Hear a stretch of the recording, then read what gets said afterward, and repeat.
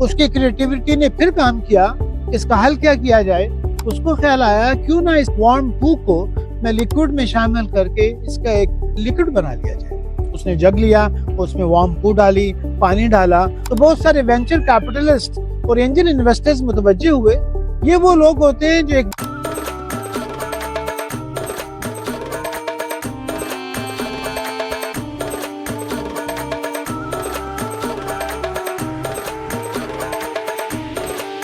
دنیا آپ پیدا کر اگر زندوں میں۔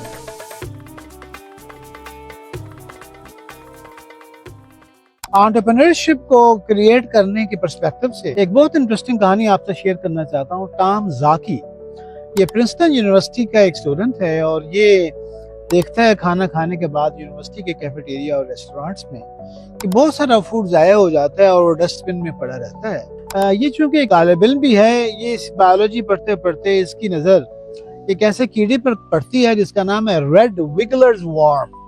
یہ سرخ رنگ کا ایک ایسا کیڑا ہے، یہ 3-4 انچ کا، اور یہ نمی والی جگہوں پر مٹی کے اندر رہتا ہے اور یہ آرگینک فوڈ، ویسٹ فوڈ اور پتے ان کو کھاتا ہے اور اپنے سائز سے دگنا چیزیں ایک دن میں کھا لیتا ہے۔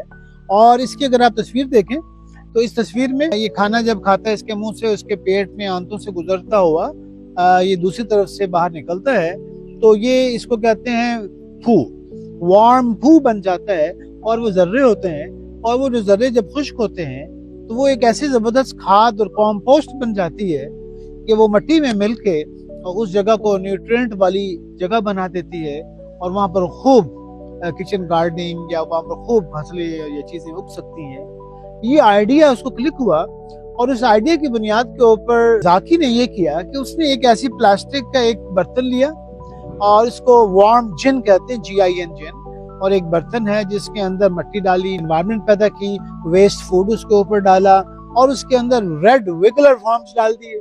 ان کو بہترین کھانا مل گیا اور ان موٹو کھانے والے کیڑوں نے خوب کھایا اور چند دنوں کے اندر وہ ویسٹ بن گئی، وہ وارم پو بن گئی، جو ایک کھاد تھی جو یوز ہو سکتی تھی کچن گارڈننگ کے اور مختلف چیزوں پر کھاد کے لیے۔ وہ اس کاغذ کے ایک شاپر میں اس نے اس کو ڈالا اور ایک دکان کے اوپر، کچن گارڈننگ کی دکان پر لے گیا۔ وہاں کے دکاندار نے اس کو دیکھا اور رکھ لیا، لیکن تھوڑی دیر بعد اس میں سے روٹن بدبو آئی تو اس نے معذرت کر لی، تو پتہ یہ چلا کہ یہ شاید اس طرح بیچا نہ جا سکے۔ اس کی کریٹیوٹی نے پھر کام کیا، اس کا حل کیا کیا جائے۔ اس کو خیال آیا کیوں نہ اس وارم پو کو میں لیکوڈ میں شامل کر کے اس کا ایک لیکوڈ بنا لیا جائے۔ اس نے جگ لیا، اس میں وارم پو ڈالی، پانی ڈالا، اور تھوڑی دیر بعد وہ جو پانی تھا، وارم پو اوپر تھی، نیچے پانی تھا، چھاننی میں ڈالا اور اس کے ساتھ وارم پو کا لیکوڈ بن گیا۔ اس نے کہا واو، اس میں سے تو بدبو بھی نہیں آ رہی اور یہ ڈبے میں ڈالا جا سکتا ہے۔ اگلا سوال یہ تھا کہ باٹلز کہاں سے ملیں گی؟ باٹلز کو تلاش کرنے کا خیال آیا تو پتہ چلا کہ بہت ساری ویسٹ باٹلز ارد گرد موجود ہیں۔ اس نے ان کو اٹھایا اور اس کے اوپر سپرے کرنے والا جو ڈھکنا ہے وہ بھی اس کو پرانا ری یوز مل گیا، اور اس طرح ایک ایسی چیز کی ابتدا ہوئی جس کو وہ سوچ بھی نہیں سکتا تھا، اور دکانداروں کے پاس گیا تو انہوں نے اس کو رکھ لیا۔ یہاں پر جب اس کی یہ خبر پھیلی تو بہت سارے وینچر کیپٹلسٹ اور اینجل انویسٹرز متوجہ ہوئے۔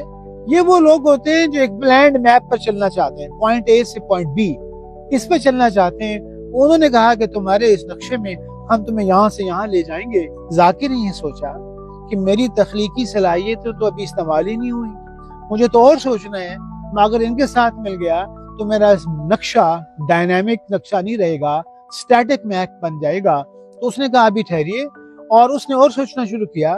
اس کو یہ خبر ملی کہ امریکہ میں ملینز، 10 ملین کے قریب یا ملینز کے قریب ویسٹ روزانہ ہوتی ہے، اور یہ جو ویسٹ ہے یہ ایسی جگہ پر چلی جاتی ہے، اس میں بہت سارے پلاسٹک کی بوٹلز ہیں، تو اس کا کوئی ری یوز ابھی سمجھ نہیں آ رہا۔ تو وہاں سے اس آئیڈیا کے ساتھ ایک اور آئیڈیا ملا، اور ٹام زاکی نے یہ کیا کہ اس نے ان پلاسٹک کی چیزوں کو لے کر اس کو اپنے پروڈکٹ کا حصہ بنایا۔ ایک تو بوٹلز کا استعمال شروع ہوا، وہاں سے اس کو دوسرا آئیڈیا آیا کہ اس کے اندر بہت سارے الیکٹرانک ویسٹ پروڈکٹس بھی تھے، جیسے جوسر ہے، بلنڈر ہے، ایک پرانا کمپیوٹر ہے، ایک پرانا لیپ ٹاپ ہے۔ اس نے ان پلاسٹک کی چیزوں کو اکٹھا کیا اور ان سے ایسے پاٹس بنائے جس کے اندر چھوٹے چھوٹے پودے اگائے جا سکتے تھے۔ ان کو ایک نیا پرسپیکٹو دے کر ان کو بھی آپ نے اس پورٹ فولیو میں شامل کر لیا. بعد میں اس کو خیال آیا بہت ساری پلاسٹک شیٹس اویلیبل ہیں، اس کو پگھلا کر اس نے پلاسٹک کائٹس بنا کر وہ ان کو بھی کام شروع کر دیا. تو اس پلاسٹک کا جو استعمال تھا اس کے پروڈکٹ کے ساتھ اور مختلف ورائٹی کی شکل میں آتا چلا گیا.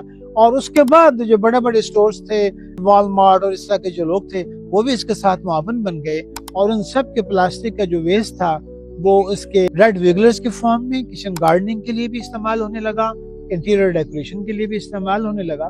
تو ٹام زاکی کی کہانی یہ بتاتی ہے کہ آپ کے اندر جو تخلیقی عمل ہے اس کا بہت سارا تعلق آپ کے ایکسپیریمنٹ کے ساتھ ہے، ایڈونچر کے ساتھ ہے، نالج کے ساتھ ہے، غیر یقینی صورتحال کے ساتھ ہے، اور ایک ڈائنامک نقشے کے ساتھ ہے، ایسا نقشہ جو ہر وقت ایوالو ہو رہا ہو. تو آئیے اپنی دنیا آپ پیدا کریں اور ہم بھی ایسی چیزوں کو تلاش کریں، ایسے امکانات کو جو ہمیں نئے نقشے، ہر لمحے نئے نقشے دے رہے ہوں.